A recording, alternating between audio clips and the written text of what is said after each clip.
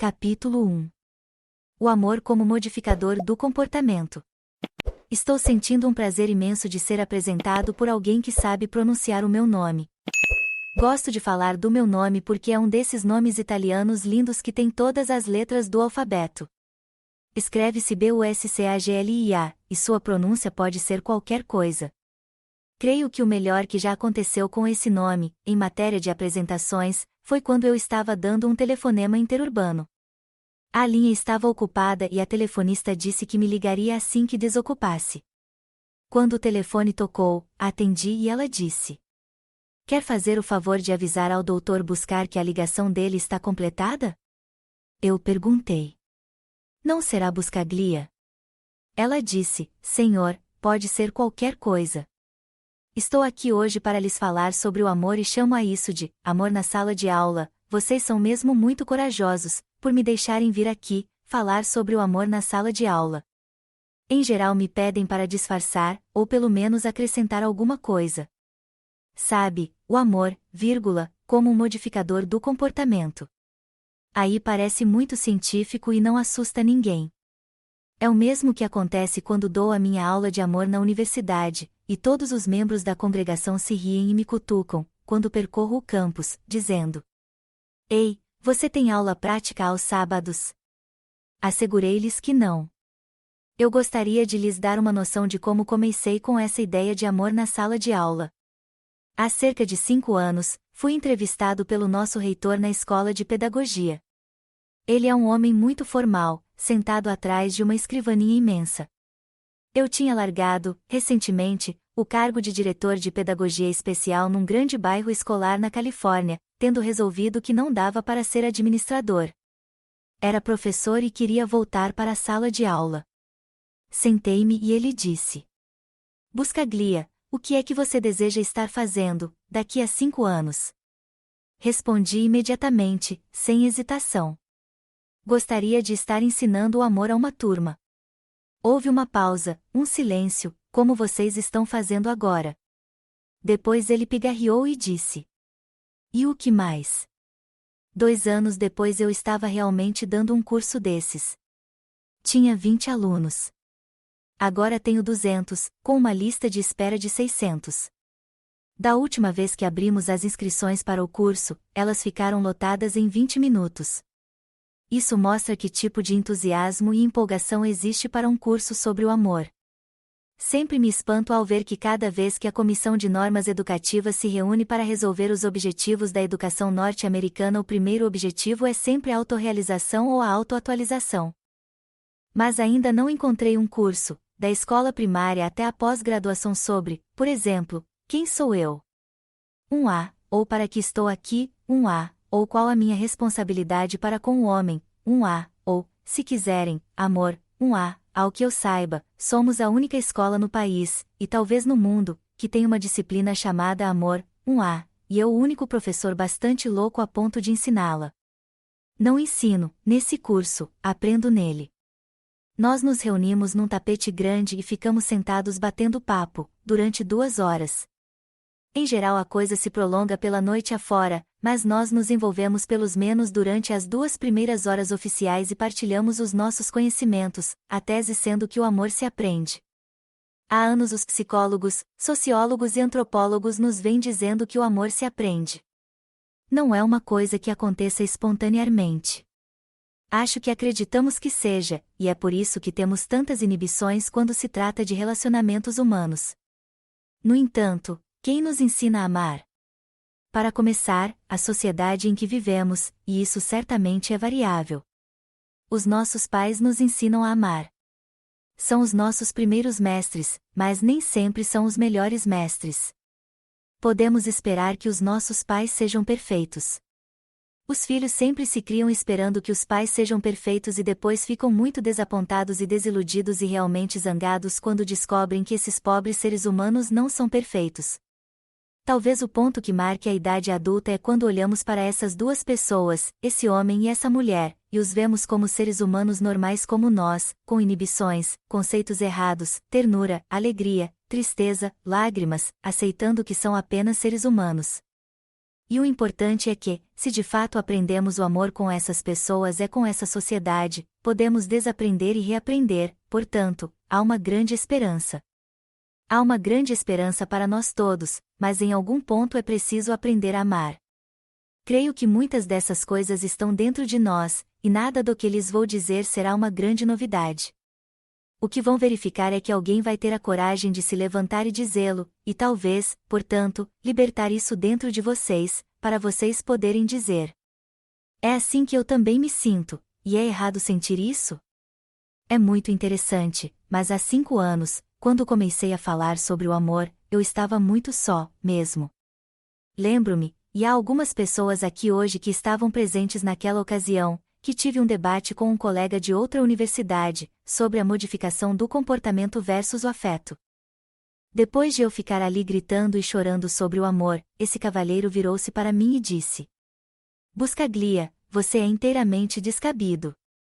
Acho que tenho a propriedade singular de ser o único ser humano que conheço que é descabido. E é legal. Mas agora não é mais tão solitário, pois mais pessoas estão se voltando para o afeto, e estudando-o. Uma das revelações mais notáveis para mim foi encontrar o livro de Leonard Silberman, Crisis in the Classroom, Crise na Sala de Aula.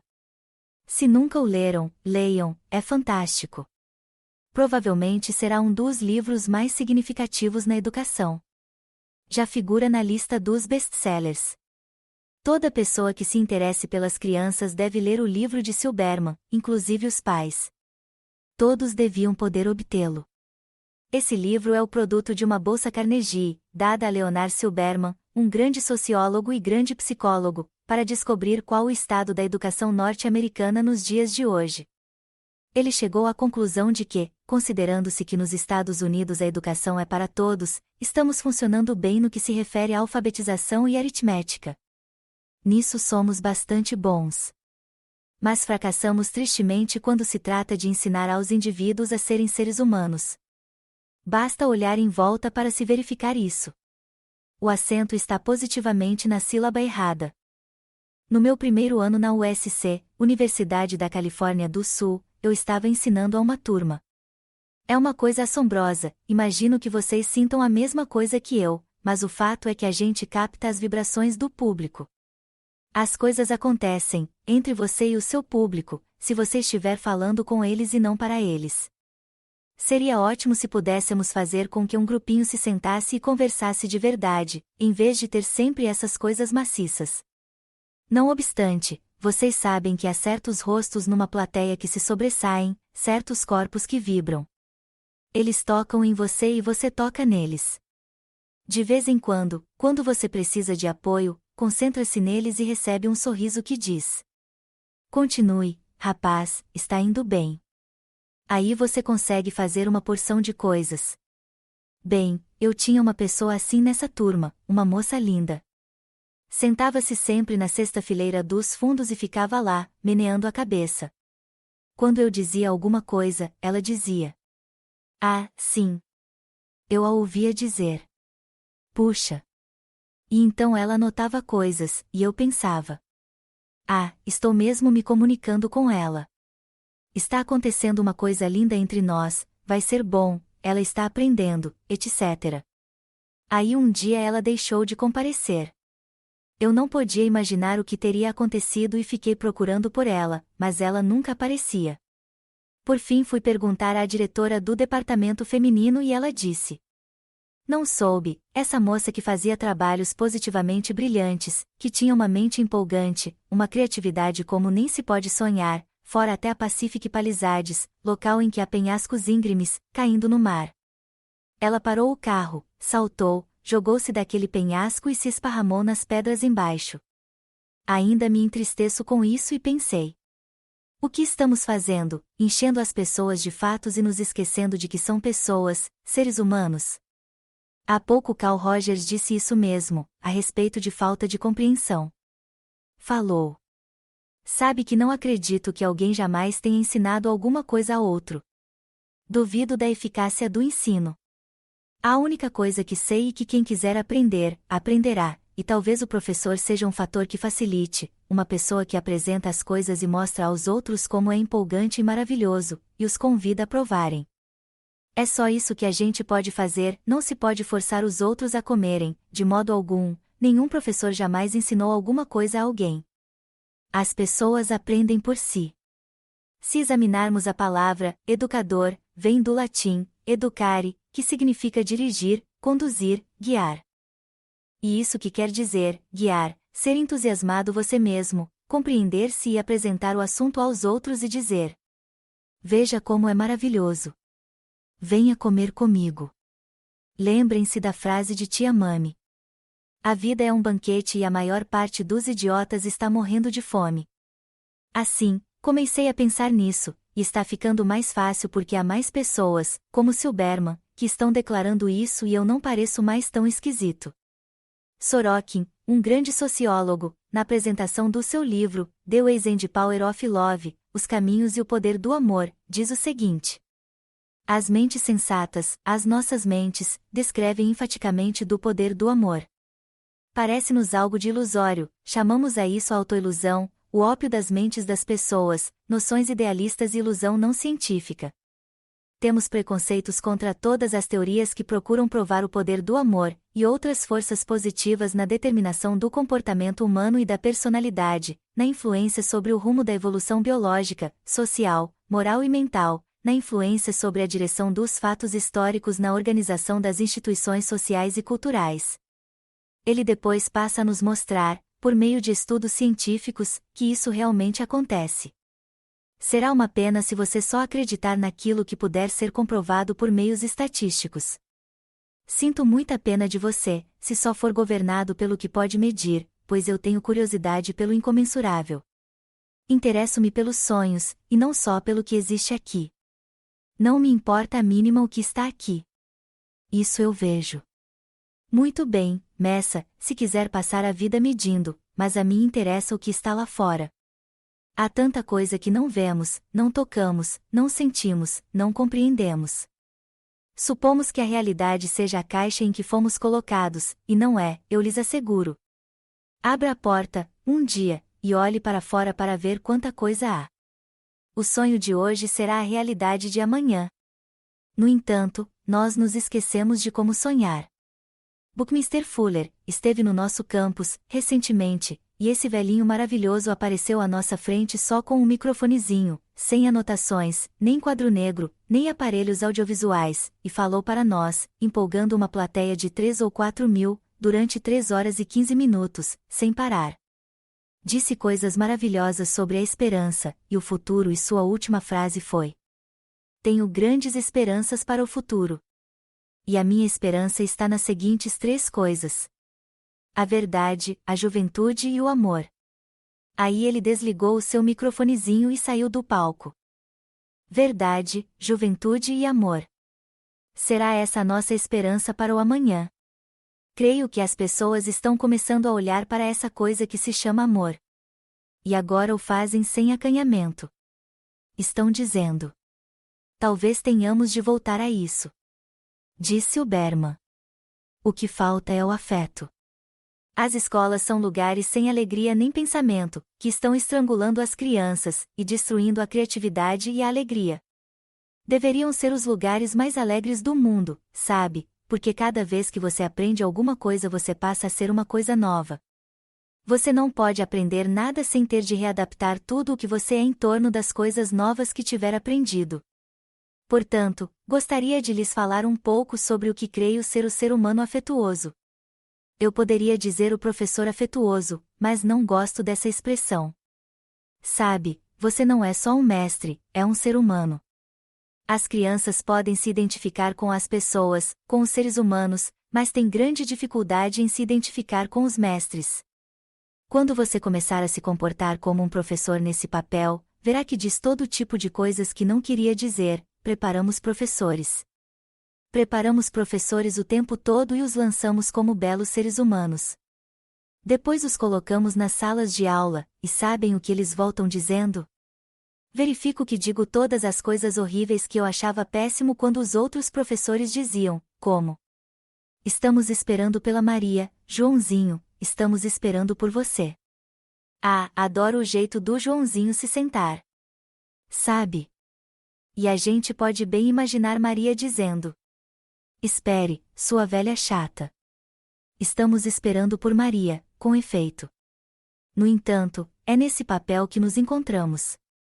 Nós nos vemos andando diante da sala de aula e falando a maior parte do tempo, porque somos os professores. E ainda acreditamos na ideia errônea de que estamos ensinando alguma coisa. Os garotos aprendem.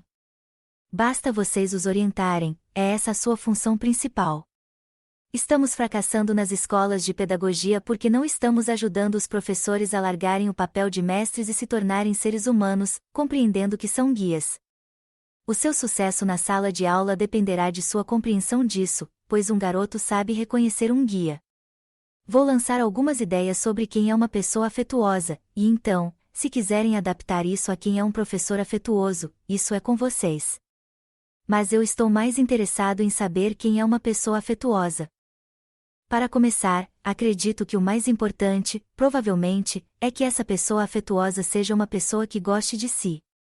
Ora, as pessoas vão reagir e dizer: ah, o que será que ele quer dizer com isso? Não me refiro ao narcisismo. Não me refiro a ficarem diante do espelho e dizerem: espelho, espelho meu, quem é mais bela do que eu? Tem tanta razão, espelho. Vocês sabem que não é a isso que me refiro, quando falo de uma pessoa que goste de si.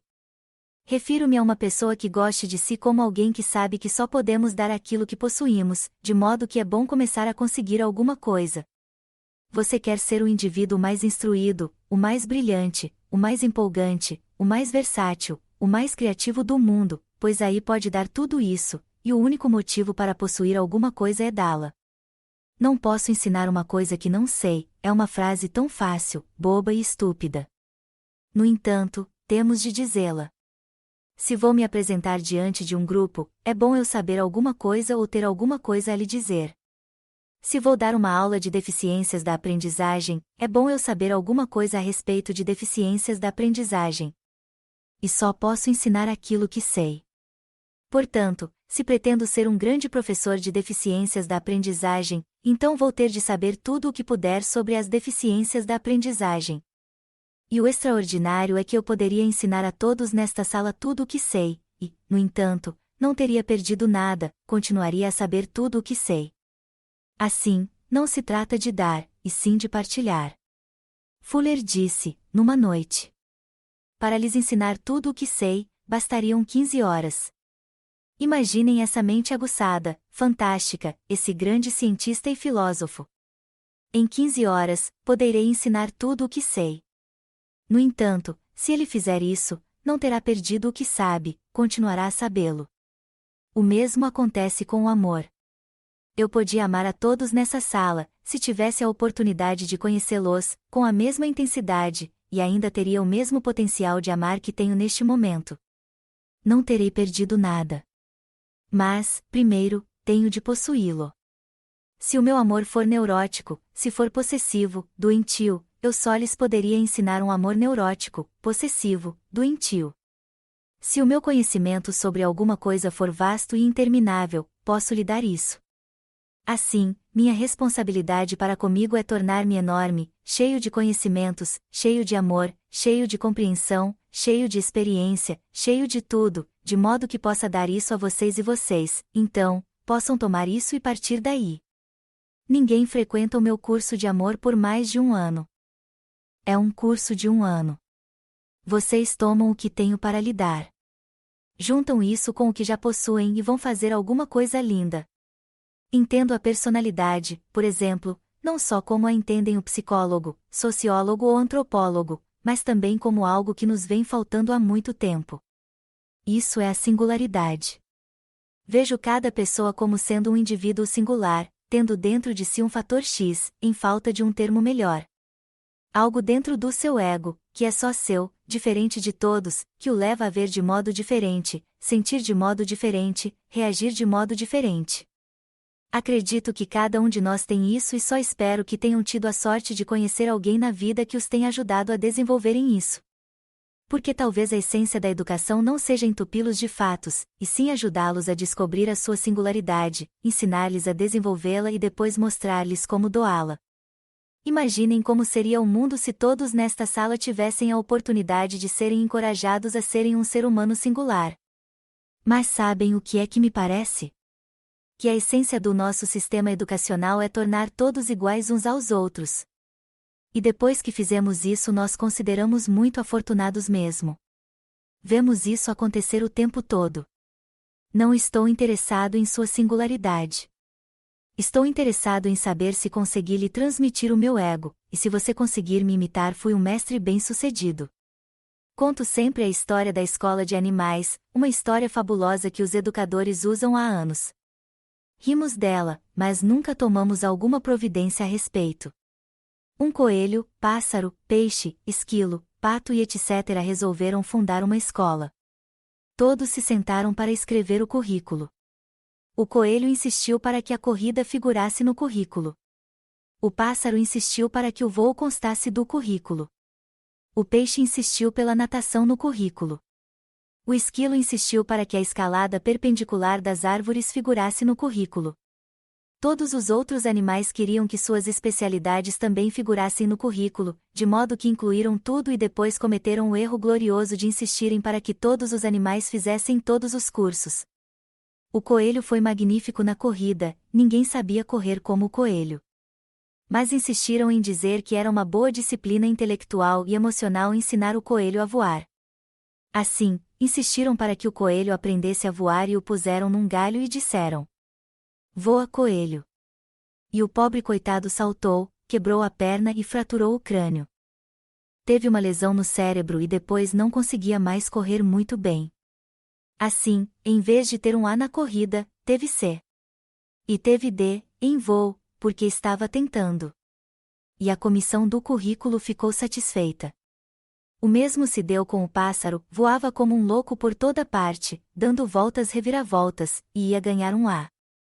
Mas insistiram para que esse pássaro fizesse buracos no chão como uma toupeira. Claro que ele quebrou o bico e as asas e tudo mais e aí não sabia mais voar. Mas ficaram muito satisfeitos ao lhe darem um C no voo, e assim por diante. E sabem quem foi o melhor aluno daquela turma, quando se formou? Uma enguia retardada, que sabia fazer quase tudo razoavelmente. A coruja abandonou os estudos e agora vota contra todos os impostos que tenham a ver com escolas. Sabemos que isso está errado, mas ninguém faz nada a respeito. Você pode ser um gênio. Pode ser um dos maiores escritores do mundo, mas só pode ingressar na universidade se for aprovado em trigonometria. Para quê? Não pode sair do ginásio sem ser aprovado nisso e naquilo outro. Não pode sair do primário sem fazer isso e mais isso. Não se trata de quem você seja. Veja a lista dos que abandonaram os estudos: William Faulkner, John F. Kennedy, Thomas Edison. Não suportaram a escola. Não quero aprender a subir nas árvores perpendicularmente. Nunca vou fazer isso. Sou um pássaro. Posso voar até ao topo da árvore sem ter de fazer isso. Não importa, é uma boa disciplina mental. Como indivíduos, não nos devemos contentar em sermos como todo mundo. Temos que lutar contra o sistema. Por exemplo, os professores de desenho. Não tenho nada contra 0xxxx professores de artes ou desenho. Tenho pena deles, coitados. Lembro-me de quando iam à minha sala de aula na escola primária, e tenho certeza de que vocês também se lembram. Davam-lhes papel e a professora punha o desenho na sua frente e você ficava muito empolgado. Estava na hora da aula de desenho. Você estava com todos os lápis de cor à sua frente e ficava esperando, de braços cruzados. E aí chegava correndo aquela pobre mulher abatida, que já tinha ensinado desenho em mais 14 outras salas de aula, naquele dia. Ela entrava correndo, o chapéu torto, ofegante e dizia: "Bom dia, meninos e meninas. Hoje vamos desenhar uma árvore." E toda a garotada dizia: "Oba, vamos desenhar uma árvore." E lá aí se levantava com um giz de cor verde e desenhava aquela coisa verde grande. E depois punha uma base e uns capins, e dizia: Aí está a árvore. E a garotada olhava e dizia: Isso não é uma árvore, é um pirulito. Mas ela dizia que era uma árvore e depois distribuía os papéis e dizia: Agora desenhem uma árvore. Na verdade, não estava dizendo desenhem uma árvore, e sim desenhem a minha árvore. E quanto mais cedo você descobrisse que era isso que ela queria, e pudesse reproduzir esse pirulito e entregá-lo a ela, mais cedo ganharia a nota. Mas lá estava o pequenino Júnior, que sabia que aquilo não era uma árvore, pois ele tinha visto uma árvore, como aquela professora de desenho nunca vira. Tinha caído da árvore, mastigado a árvore, cheirado a árvore, sentado nos galhos de uma árvore, escutar o vento soprando nas folhas de uma árvore, e sabia que a árvore dela era um pirulito. Assim, ele pegou o lápis de cor magenta, laranja, azul, roxo e verde e rabiscou a folha toda e a entregou à professora, todo feliz. Ela olhou para o papel e disse: Ah, meu Deus, lesão cerebral, turma especial. Quanto tempo as pessoas levam para perceber que o que estão dizendo de fato é para passar, quero que reproduzam a minha árvore. E assim vai indo, pela primeira série, segunda, terceira, quarta, quinta e pelos seminários e universidade. Eu dirijo seminários na universidade. É assombroso como as pessoas aprenderam a papaguear, a essa altura. Pensar? Ridículo. Sabem lhes dar os fatos, letra por letra, como você os deu a eles. E não se pode culpar esses alunos, pois é isso que lhes ensinaram. Você lhes diz: Sejam criativos, e eles ficam com medo. Ele não está falando sério, está? E então, o que acontece com a nossa singularidade, o que acontece com a nossa árvore? Toda essa bela singularidade entrou pelo cano. Todo mundo é igual a todo mundo e todos estão felizes. Rua D. Line diz: Ficamos satisfeitos quando conseguimos tornar os nossos filhos iguais a nós. Frustrados, doentes, cegos, surdos, mas com um QI elevado. A pessoa afetuosa não se satisfaz em ser apenas singular, aperfeiçoar a sua singularidade e lutar para conservar a sua singularidade. Quer ser a maior, porque sabe que isso é uma coisa que ela pode dar. Não sei quantos de vocês conhecem as obras de Rua D. Line. The Politics of Experience, a política da experiência, é dos presentes mais belos que eu lhes poderia dar. É uma pequena brochura e é inacreditável. Nesse livro ele fala do potencial humano e o desenvolvimento do potencial humano. Faz uma declaração que, creio, é uma das mais belas que já li. E não é frisada, nem grifada. É apenas parte do seu estilo. Diz: Pensamos muito menos do que sabemos. Sabemos muito menos do que amamos. Amamos muito menos do que existe. É nessa medida exata que somos muito menos do que somos. Que tal? Coisas empolgantes estão acontecendo por toda parte. Existem institutos para o desenvolvimento da pessoa humana. Herbert Otto, Fitzgerald e Carl Rogers estão trabalhando nisso, sem remuneração. Estão fundando institutos e vivendo dos direitos de seus livros para descobrirem meios de ajudar as pessoas a desenvolverem novamente o seu potencial, pois, do contrário, estaremos perdidos. É isso que Fuller está gritando. Vamos voltar para nós. Temos o potencial para ver, sentir, tocar e cheirar, de um modo que nunca nem sonhamos, mas nos esquecemos de como fazê-lo. São essas as coisas que queremos fazer, se gostamos de nós e nos preocupamos conosco. Há cerca de 7 anos, tive uma experiência muito singular. Vendi tudo o que tinha. Fiz uma coisa que todos disseram ser loucura total. Vendi tudo o que a nossa cultura diz ter algum valor, o aparelho de alta fidelidade, os discos, os livros, a apólice de seguro, o carro, e consegui um pouco de dinheiro, e passei 2 anos viajando pelo mundo. Passei a maior parte desse tempo na Ásia, porque conhecia menos sobre a Ásia do que sobre os outros lugares do mundo. 2/3 partes do mundo não são o mundo ocidental. Esses povos pensam de modo diferente, e sentem de modo diferente, e compreendem de modo diferente, e a gente aprende muita coisa sobre si, e a condição humana quando sai do nosso ambiente ocidental, e descobre que há povos e lugares em que até mesmo Jesus é desconhecido. Há lugares em que não se tem ideia de como a nossa cultura ocidental pensa, faz e sente, no entanto, são esses povos com quem nós estamos encontrando em um choque frontal. As palavras deles não são as nossas. Os sentimentos deles não são os nossos. Não obstante, aprendi muita coisa, viajando por esses países. Aprendi uma coisa realmente singular, quando estive no Camboja. Estava em Angkor Wat, apreciando as maravilhosas ruínas budistas. São fantásticas, imensas cabeças de Buda sendo devoradas por árvores bâneas, e macacos balançando-se pelo ar, tudo selvagem, aberto e belo, ruínas como nunca se sonhou, um mundo inteiramente novo para nós. Conheci uma francesa que ficou lá depois que os franceses saíram do Camboja. Disse ela. Sabe, Léo, se você quiser realmente conhecer o Camboja, não fique sentado aqui nas ruínas.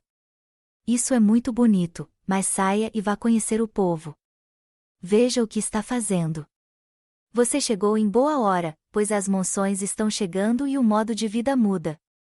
Ela continuou.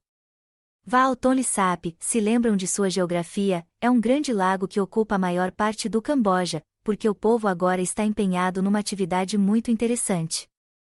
Quando chegam as monções, as chuvas torrenciais varrem as casas deles e carregam tudo o que eles possuem. Então essas famílias se unem em jangadas comuns. As chuvas chegam, as jangadas sobem, e eles continuam a viver, mas em comunidade. Pensei. Não seria lindo se, durante 6 meses de cada ano, alguns de nós pudessem viver juntos? Percebo que estão pensando. Quem é que vai querer morar com o vizinho? Mas talvez fosse uma coisa linda morar com um vizinho, e descobrir o que é depender de novo das pessoas, e como é bonito poder dizer a alguém, preciso de você. Pensamos que para sermos adultos temos de ser independentes, e não precisar de ninguém. E é por isso que estamos todos morrendo de solidão. Como é maravilhoso ser necessário. E que bom precisar e poder dizer a alguém, preciso. Não tenho acanhamento de dizer que preciso de vocês todos, de cada um. O caso é que as nossas vidas só se tocam de vez em quando. Mas as maiores experiências de minha vida são quando as vidas se cruzam, e 2 seres humanos podem se comunicar. Os cambojanos, porém, aprendem isso cedo, é a natureza que lhes ensina. A natureza é uma grande mestra. Basta relermos Walden. A maravilhosa frase editorial. Ah, Deus! Chegar às portas da morte só para ver que nunca se viveu. Pensem nisso. Em todo caso, fui lá de bicicleta, e lá estavam eles. E achei que gostaria de ajudar aquela gente a se mudar, para poder fazer parte da comunidade deles. A francesa com quem eu estava falando riu-se e disse. Sim, ajude-os a se mudarem. O que eles têm para mudar? A natureza lhes ensinou que a única coisa que eles têm é do alto da cabeça às solas dos pés, eles mesmos. Não objetos.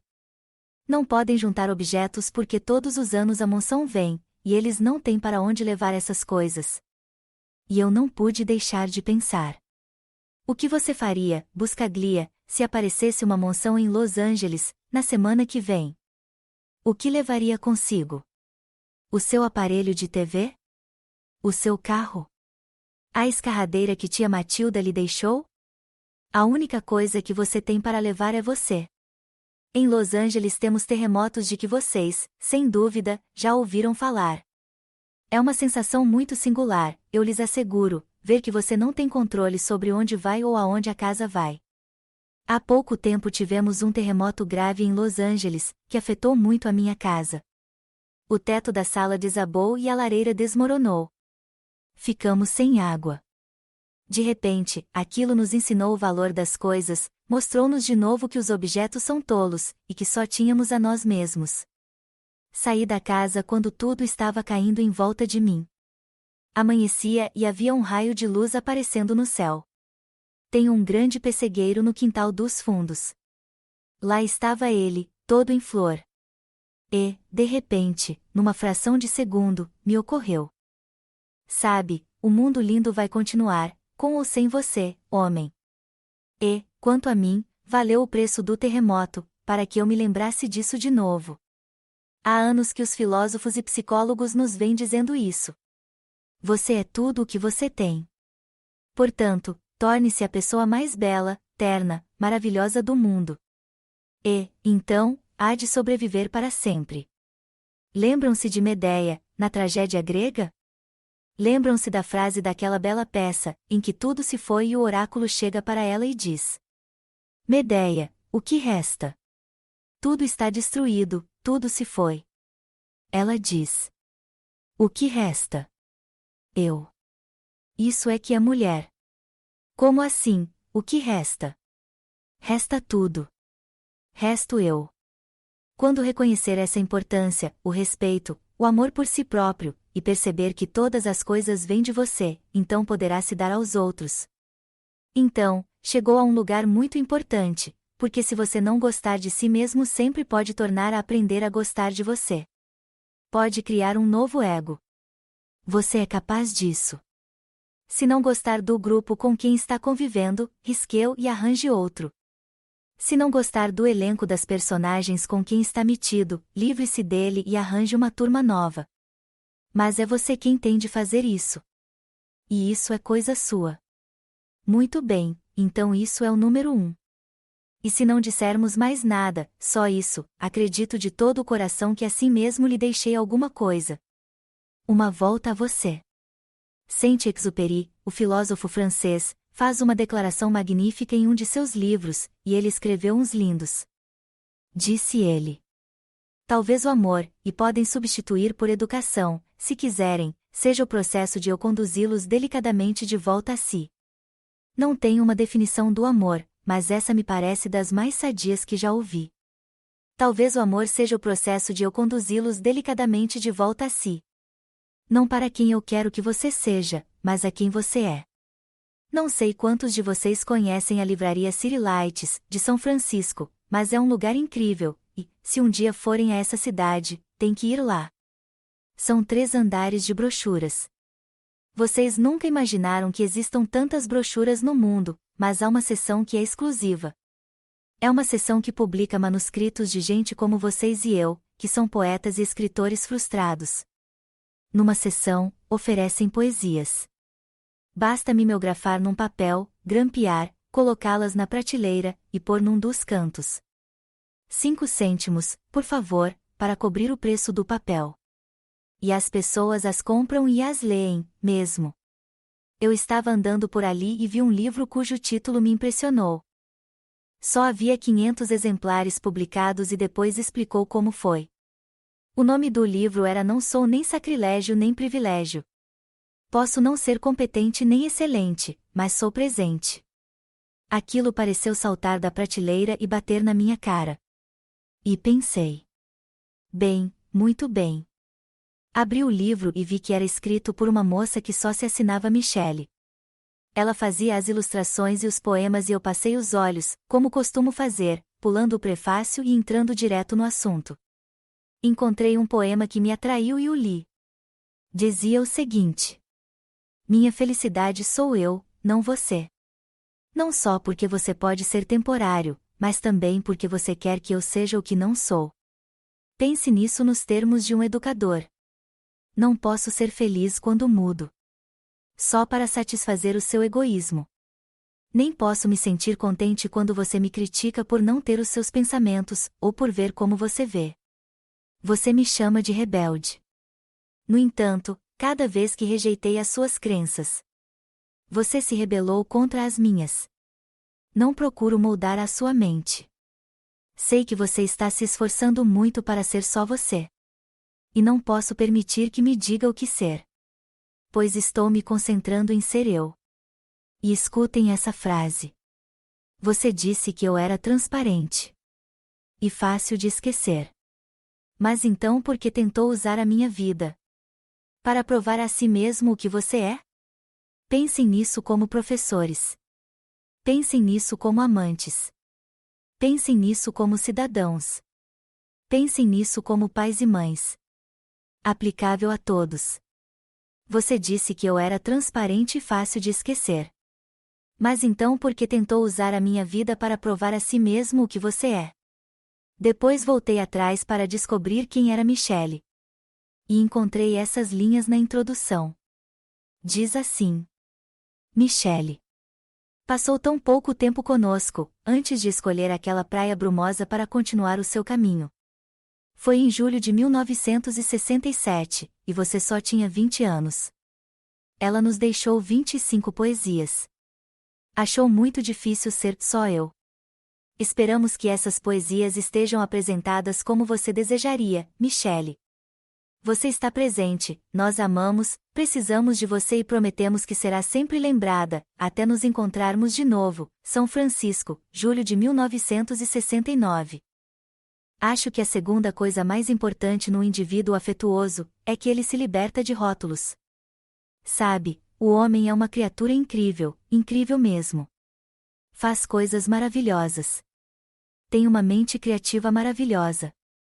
Criou o tempo, mas depois passou a ser dominado por ele. Tenho que ficar olhando o relógio porque a certa hora o café estará lá, e a certa hora vocês devem chegar aqui, e a certa hora devemos ir almoçar. E é meio-dia e vocês não estão com fome, mas comem, porque é meio-dia. E estão sentados numa sala de aula, é assim nas escolas primárias e secundárias, e você está curtindo mesmo uma aula e está acontecendo uma coisa fantástica. Aí, toca a sineta e todo mundo sai correndo. São 19 horas. Ah, sinto muito, tenho de ir embora. Se há uma mãe sentada em seu gabinete, chorando e rangendo os dentes, mas há outra pessoa esperando lá fora, você tem de dizer à mãe: desculpe, vai ter de parar no meio de sua história. Amanhã eu a recebo às 8h04. Temos salas de aula governadas assim, educação no horário. Das 9 horas às 9h05 teremos de participar e contar, das 9h05 às 9h30, o grupo de leitura 1, das 9h30 às 9h45, grupo de leitura 1. E o grupo de leitura 1 pode estar realmente empolgado com alguma coisa, e a professora diz: ah, meu Deus, já está na hora. Muito bem, grupo de leitura 2. Ninguém aprende segundo o relógio. Ninguém aprende em blocos. Isso não é a hora da aritmética. Não é a hora da ortografia. Você aprende tudo junto. Mas, assim mesmo, continuamos assim, agora você tem que pensar na ortografia e depois passar a marcha para o oeste. Mas ainda fazemos esse tipo de coisa. Criamos o tempo e depois nos tornamos escravos dele. Também criamos as palavras e as palavras deveriam libertar-nos. As palavras deveriam tornar-nos capazes de nos comunicarmos. Mas as palavras se tornaram caixas e sacos em que ficamos presos. Foi maravilhoso ouvir Buckminster Fuller dizer que, eu estava ficando tão preso nas palavras como as outras pessoas me ensinaram que fui embora para um gueto em Chicago, longe da família e dos amigos, e passei 2 anos para limpar a minha cabeça das palavras e descobrir as palavras que eram certas para mim. De modo que, quando eu as pronunciasse, soubesse que eram minhas e não de outras pessoas. Que declaração fantástica! E ele agora adora as palavras, mas nós estamos presos nas palavras.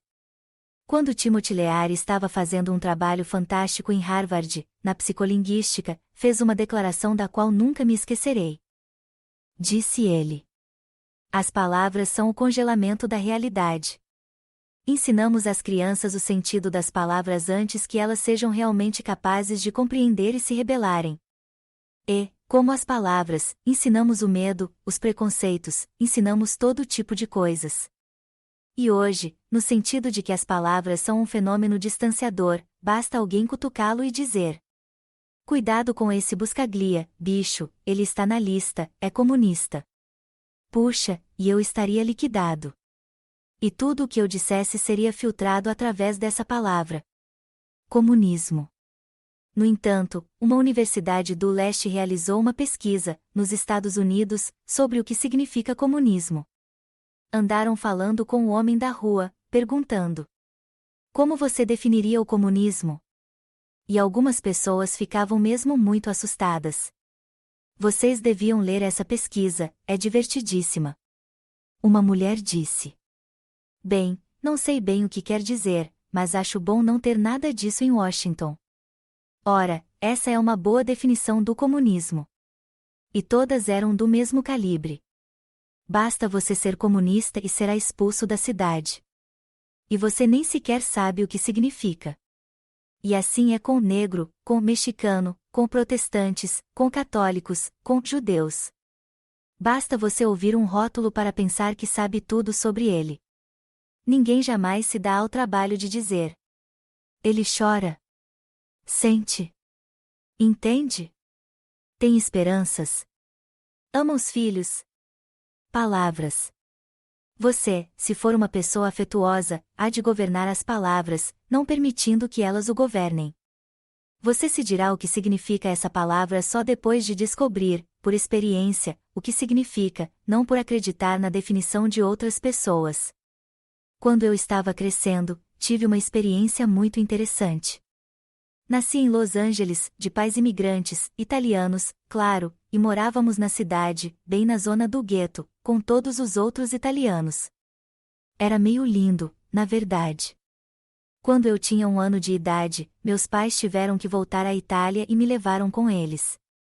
Regressaram à sua cidade natal, que fica na base dos Alpes suíço-italianos, uma paradinha de trem chamada Aosta. Há muitos trens que passam a caminho de Milão e Turim, mas não param em Aosta. Só um trem para lá. Lembro-me de que, em criança, costumávamos olhar os trens disparando pela cidade. Mas todos naquela aldeia se conheciam. Lá o artigo principal era o vinho, de modo que todo mundo passava o tempo todo embriagado. Era lindo.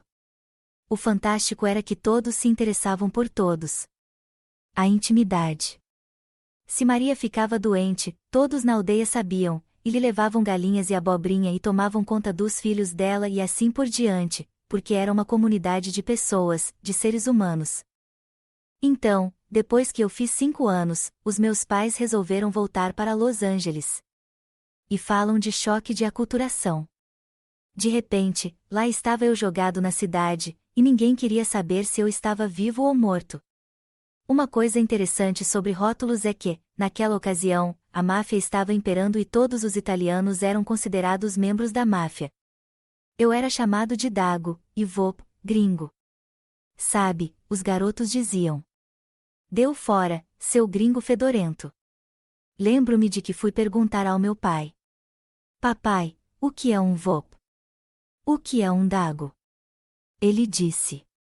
Não se importe, Felice. As pessoas têm nomes. Eles o chamam de nomes, mas isso não quer dizer nada. Mas eu me importava, sim, porque era um fenômeno distanciador e eles nunca souberam de nada sobre mim, chamando-me de Vop, e Dago. Não sabiam, por exemplo, que mamãe era cantora de ópera, na nossa terra, e papai era garçom. Tínhamos uma família enorme, o suficiente para preencher o elenco de qualquer ópera. Ela se sentava ao piano e tocava as óperas completas, e todos nós tínhamos um papel. Cantávamos e era lindo. Quando tinha 8 anos, já sabia 5 óperas. Sabia fazer qualquer papel. Mas eles não descobriram isso, me chamando de Vop, e Dago. E também não sabiam que a mamãe acreditava que o alho era uma panaceia para todos os males. Todo dia de manhã ela nos enfileirava, e esfregava alho num lencinho e o amarrava em nossos pescoços. Nós pedíamos.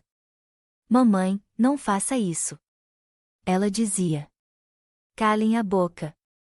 Era uma mulher muito afetuosa. Ela nos mandava para a escola com aquele alho em volta do pescoço e nós fedíamos como o quê? Mas quero lhes contar um segredo. Nunca tive um dia de doença. Minha teoria é que nunca ninguém chegou tão perto de mim que pudesse me transmitir os micróbios. Era incrível, pois eu me lembro de que ganhei um prêmio, no fim do primário, por nunca ter tido uma falta. Agora fiquei muito sofisticado e não uso mais alho e me resfrio todos os anos. Eles não sabiam disso, quando me chamavam de Vop, e Dago. Também não sabiam que o papai era um grande patriarca. Aos domingos, quando ele estava em casa, nós nos sentávamos em volta de uma mesa grande, e ele nunca deixava que nos levantássemos da mesa sem lhe dizer alguma coisa nova que tivéssemos aprendido naquele dia. Assim, antes, quando estávamos lavando as mãos, eu perguntava a minhas irmãs: O que vocês aprenderam hoje? E elas respondiam: nada. E eu dizia: bem, é bom aprendermos alguma coisa. Então fomos pegar a enciclopédia e procurávamos alguma coisa, como por exemplo, que a população do Nepal é de 1 milhão, e ficávamos pensando a respeito, enquanto comíamos. E rapaz, as refeições. Mamãe nunca na vida preparou um prato feito. Lembro-me de vagens num monte tão grande que eu nem via a minha irmã do outro lado da mesa.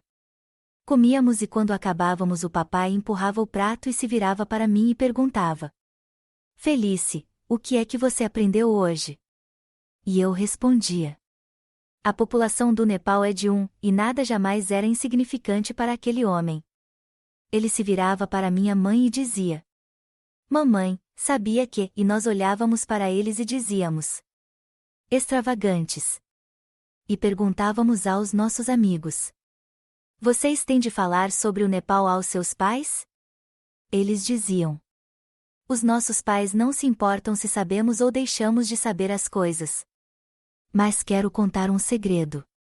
Ainda hoje, quando Felice vai dormir, mesmo depois de ter trabalhado 29 horas naquele dia e estar exausto, quando se mete entre as cobertas, naquele momento delicioso em que a gente apaga, ele diz consigo mesmo: Felice, o que é que você aprendeu hoje? E, se não posso responder a essa pergunta, tenho que me levantar, pegar a enciclopédia, abrir em alguma página e aprender uma coisa nova. Talvez seja isso que signifique a instrução. Quem sabe? Mas eles não vieram a saber disso, me chamando de Dago, e de Vop. Se quiserem saber sobre mim, tem de entrar na minha cabeça, e se eu quero saber a respeito de vocês, não posso dizer. Ela é gorda. Ela é magra. É judia. É católica. Ela é mais do que isso. E aqueles de nós que se interessam pela educação especial conhecem esses malditos rótulos, chamamos as crianças de retardadas mentais. O que é que isso nos diz? Nunca vi uma criança retardada mental. Só vi crianças, todas diferentes. Nós as chamamos de alunos, e, portanto, achamos que podemos nos colocar diante delas numa sala de aula e ensinar a todas do mesmo modo. Rótulos. O indivíduo afetuoso se liberta desses rótulos. Diz: acabou-se. Também acho que esse indivíduo afetuoso é o que detesta desperdício, e não suporta a hipocrisia. Rosten diz: os fracos é que são cruéis. Só se pode esperar a brandura dos fortes. É verdade. Precisamos de gente forte na educação, que esteja disposta a se levantar e dizer: isso é hipocrisia, e não vamos mais fazer isso. Pessoas dispostas a dizerem: não, temos de fazer mudanças, senão vamos nos destruir. É como caminhar para o destino. Estamos ensinando para hoje e já estamos no amanhã. Não admira que estejamos participando da autodestruição. Quero contar uma história sobre a hipocrisia. Numa época em que eu estava treinando discípulos professores, trabalhava com uma moça que era não só professora, como também o ser humano mais belo que já vi, e tinha tanto entusiasmo para chegar à sala de aula que nem podia esperar. Afinal, ela conseguiu a sua sala de aula, aquele dia de sonho que podemos todos relembrar. Ela entrou na sua sala de aula da primeira série e foi consultar essa coisa linda chamada de guia de currículos.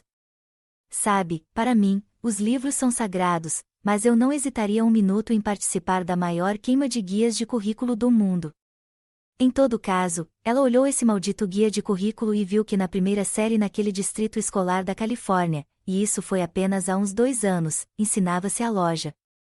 A loja. Ela disse: isso é impossível. Não posso acreditar. Não posso acreditar que ensinem a loja. Aqueles garotos foram criados numa loja. Eram empurrados em carrinhos aos 2 e 3 anos de idade. Derrubavam as latas de sopa. Faziam todo tipo de travessura nas lojas. Vão lá todos os dias com a mamãe. E a unidade importante mostra o aluno indo ao supermercado. Bom, disse ela. Isso é impossível. Mas lá estava, preto no branco. Mandava fazer uma porção de coisas. Fazia-se uma loja, ou armazém, e bananinhas de barro. Os garotos passaram a vida comendo bananas e escorregando em suas cascas, mas você passava 6 semanas fazendo bananas de barro. Um desperdício de potencial humano. Em todo caso, ela sentou-se, porque era uma boa professora, e disse: Meninos. Pensou em entusiasmá-los. Gostariam de estudar a loja? E eles disseram: Droga! E sabe, a moral disso é que os garotinhos não são tão burros como nós éramos. McLuhan nos mostrou que, em média, as crianças têm 5.000 horas de TV antes de entrarem para o jardim de infância. Já viram pessoas morrendo, em Technicolor. Viram desastres. Viram guerras e massacres.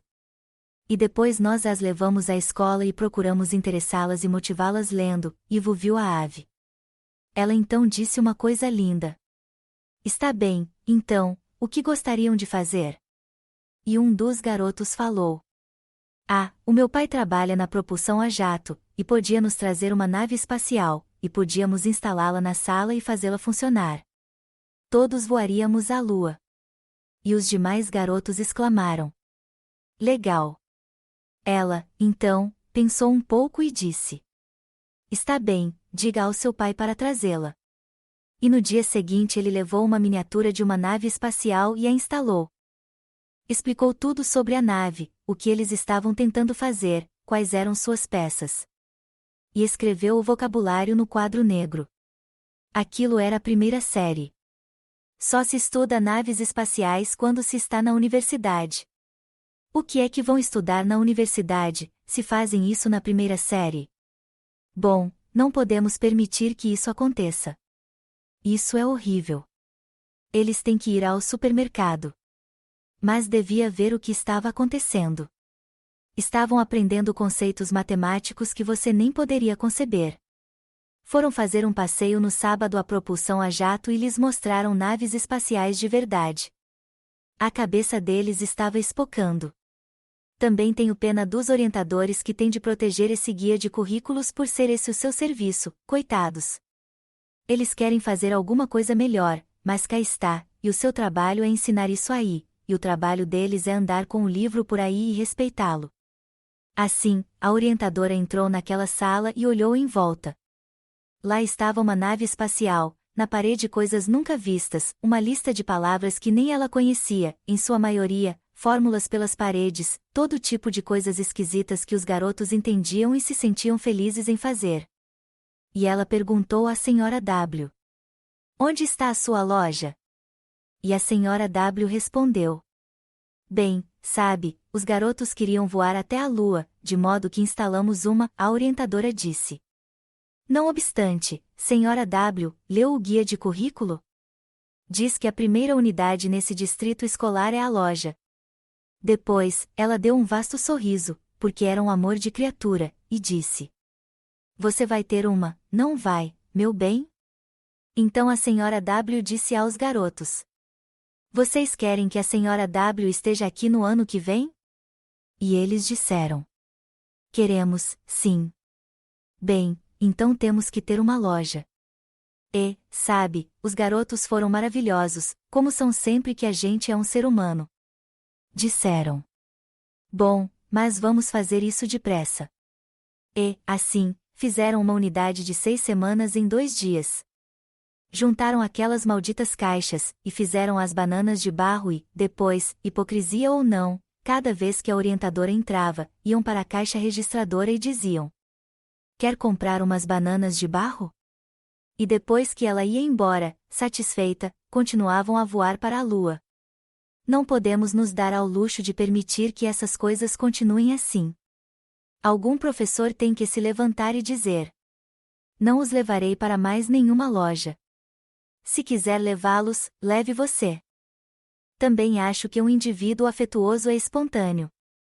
A coisa que eu gostaria de ver, mais do que tudo, é vocês voltarem à sua espontaneidade inicial, a espontaneidade de um garoto que dizia o que sentia e o que pensava e se adaptava facilmente ao que os outros pensavam e sentiam. Voltar a olharem uns para os outros, outra vez. Somos de tal modo governados pelo que as pessoas nos dizem que devemos ser, que nos esquecemos daquilo que somos. Emily Post nos diz: uma moça não dá gargalhadas, dá risadinhas. Bem, se você tiver vontade de rir e cair no chão e bater no tapete, faça-o, faz bem. Você não se enraivece, os seres humanos não se enraivecem. Guarde tudo para si, e vai acabar num hospício. Quando você não se estiver sentindo bem, é muito melhor, quando entrar na sala de aula, dizer logo de saída: meninos, hoje comportem-se porque a professora está péssima, do que passar o dia todo com o pescoço tenso e os olhos esbugalhados, dizendo: meninos, sentem-se.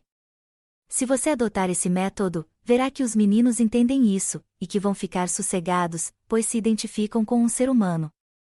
E, quando alguém fizer barulho, eles se cutucam e dizem: pare com isso. A professora não está bem. Mas a professora tem que mostrar que é um ser humano.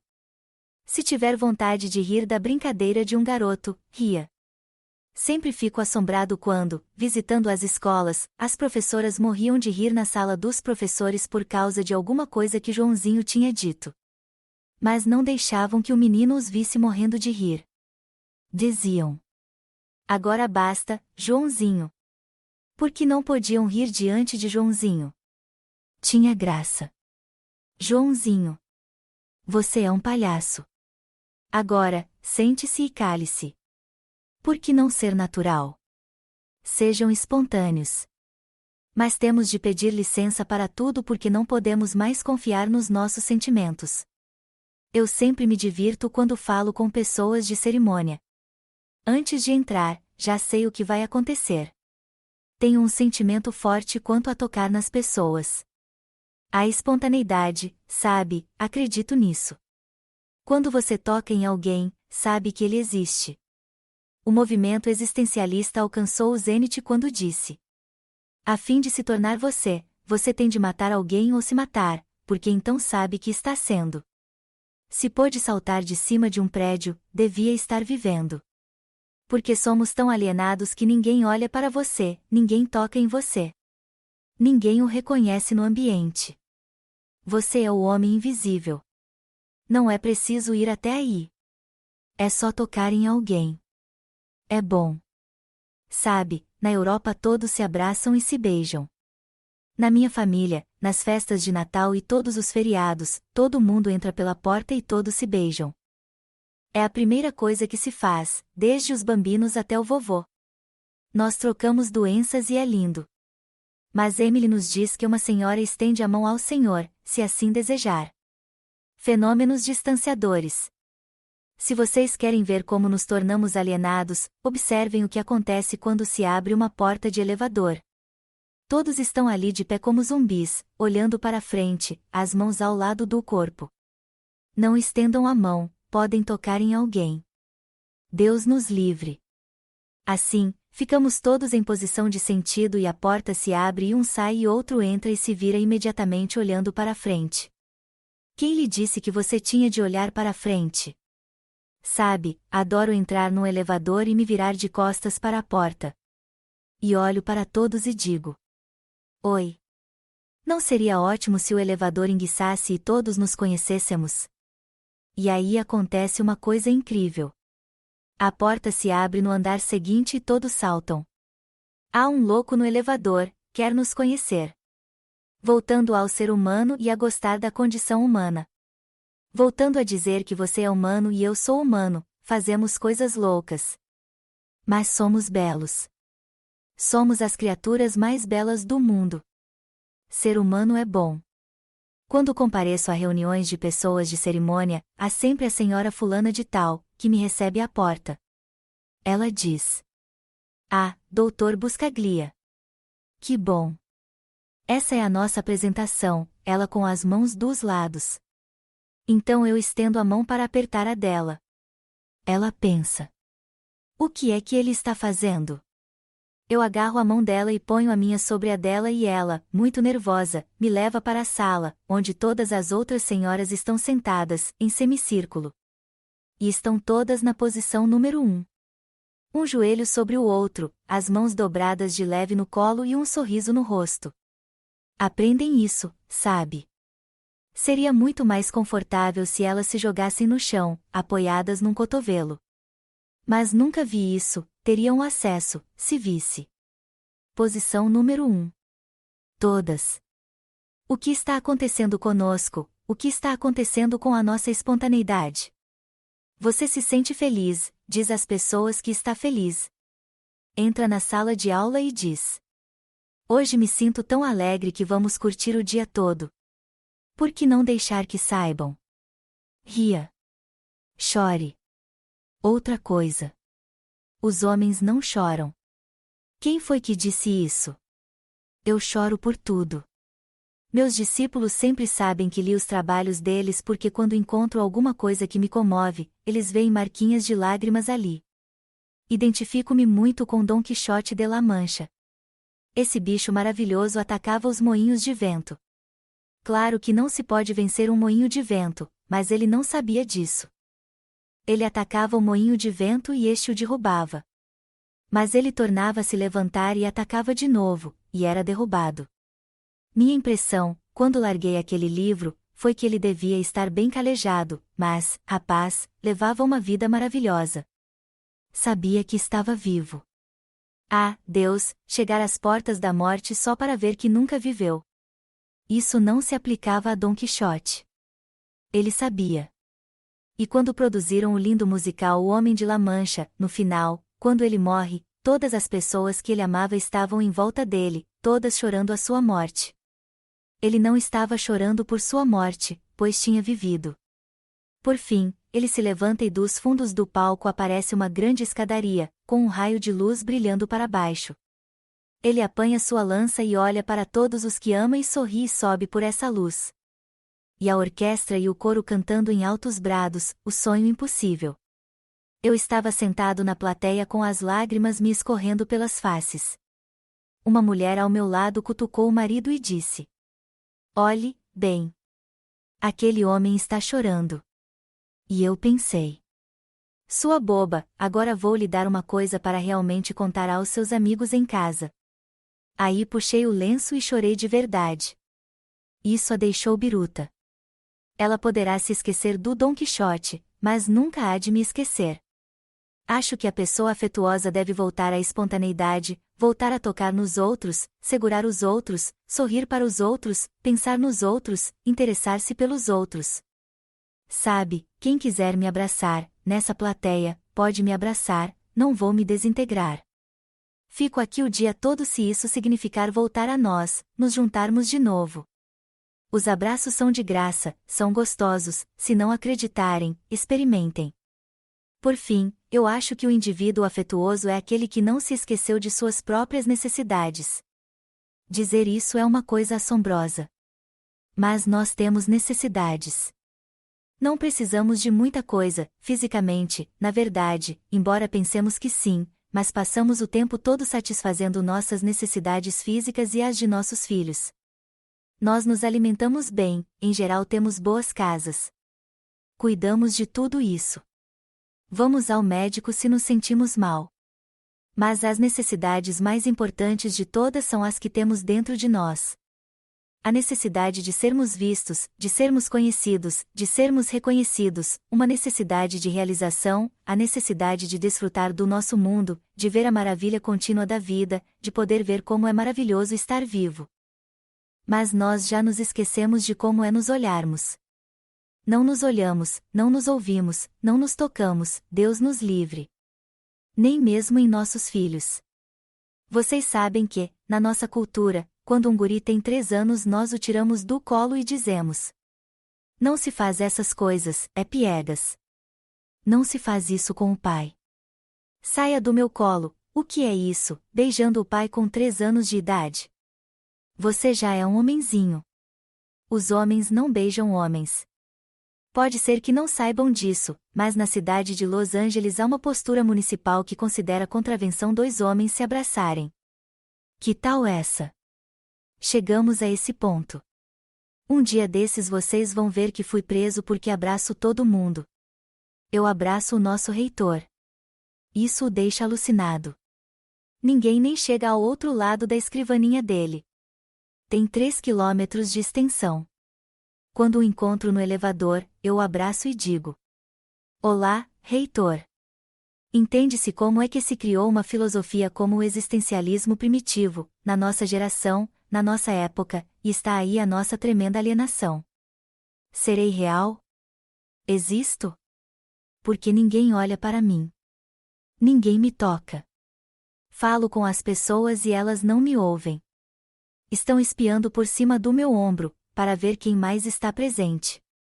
Ninguém me olha mais dentro dos olhos, estou só e morrendo de solidão. Como diz Schweitzer. Estamos todos tão juntos e, no entanto, estamos morrendo de solidão. Há muitos anos Thornton Wilder escreveu uma bela peça chamada Our Town, Nossa Cidade. Nessa peça ele diz uma coisa incrível. Lembram-se da cena em que morre a pequena Emily? Ela vai ao cemitério e lhe dizem: Emily, você pode voltar a um dia de sua vida. Qual o dia que você gostaria? E ela diz: Ah, eu me lembro de como estava feliz quando fiz 12 anos. Gostaria de voltar ao meu aniversário quando fiz 12 anos. E todos os que estão no cemitério dizem: Não faça isso, Emily. Não, Emily. Mas ela quer. Quer tornar a ver mamãe e papai, então, muda a cena e lá está ela, com 12 anos, e voltou no tempo aquele dia maravilhoso de que se recorda. Ela desce a escada com um vestido bonito, os cachos balançando. Mas a mãe está tão ocupada fazendo o bolo de aniversário que não pode parar para olhar para ela. Ela diz: Mamãe, olhe para mim. Sou a aniversariante. E a mamãe diz: Muito bem, aniversariante. Sente-se e tome o seu café. E Emily fica ali e pede: Mamãe, olhe para mim. Mas a mamãe não olha. O papai entra e está tão ocupado ganhando dinheiro para ela que nem a olha. Nem se dá ao trabalho porque está tão preocupado com sua vida que não pode parar para olhar para ela. A cena acaba com Emily de pé no meio do palco, dizendo: Por favor, alguém olhe para mim. E ninguém olha e ela então torna a virar para a mãe e diz: Por favor, mamãe, e depois se vira e diz: Levem-me embora. Já me esqueci como é a gente ser humana. Ninguém olha para ninguém. Ninguém se interessa mais, não é? As coisas chegaram a esse ponto. Os seus filhos crescem tão depressa que você nem os vê. De repente, você levanta os olhos e vê um adolescente, ou alguém que vai se casar. E você perdeu a alegria de olhar nos rostos deles porque estava tão ocupado, correndo e fazendo coisas para eles, que perdeu o prazer. Sabe, somos uma cultura em busca de uma meta. Tenho uma notícia para vocês. Não é o objetivo, e sim a viagem que é a vida. A vida é a viagem, a vida é o processo, a vida é chegar lá. Pois bem, você chegou lá, e o que é que conseguiu? As pessoas o olham com consideração. Você tem um carrão. Um carrão é um companheiro de cama frio, as portas e a direção atrapalham. Mas nós nos esquecemos de como é olharmos uns para os outros, nos tocarmos, nos relacionarmos, nos interessarmos uns pelos outros. Não admira que estejamos todos morrendo de solidão. Sempre uso o caso do período de partilhar e contar, que poderia ser um dos modos mais belos de ver os garotos na sua sala de aula. Mas abusam tanto dele. A professora está fazendo a chamada porque a diretora diz que a pauta tem que ser entregue às 9h15, e é essa hora que ela escolhe para fazer o partilhar e contar. Maricota chega com uma pedra e diz: Encontrei uma pedra, quando vinha para a escola. A professora diz: Ótimo. Ponha na mesa de ciências.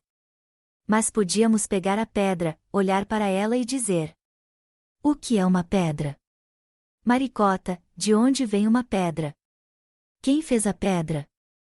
Poderíamos parar tudo daquele dia e tudo passaria a girar em torno daquela pedra, porque todas as coisas que existem estão em todas as coisas. Não é preciso fabricar tolices artificiais.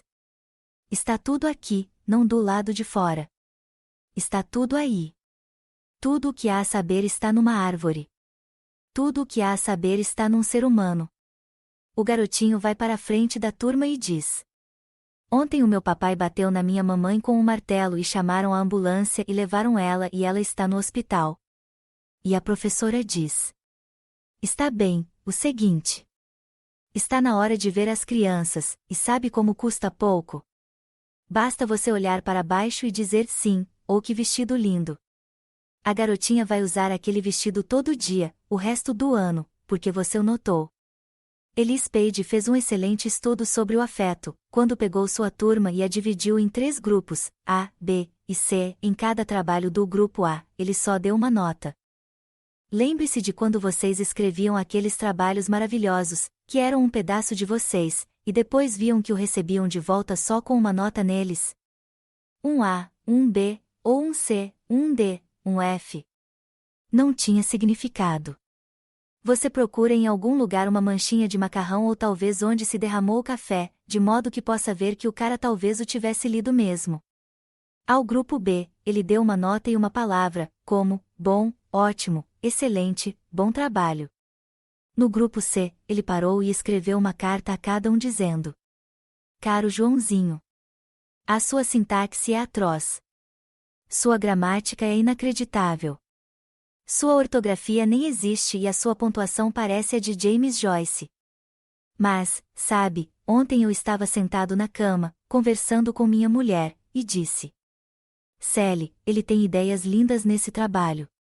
E vou realmente procurar ajudá-lo a desenvolvê-las. Cordialmente, o professor. E quando alguém fazia alguma coisa realmente boa, ele escrevia: Obrigado.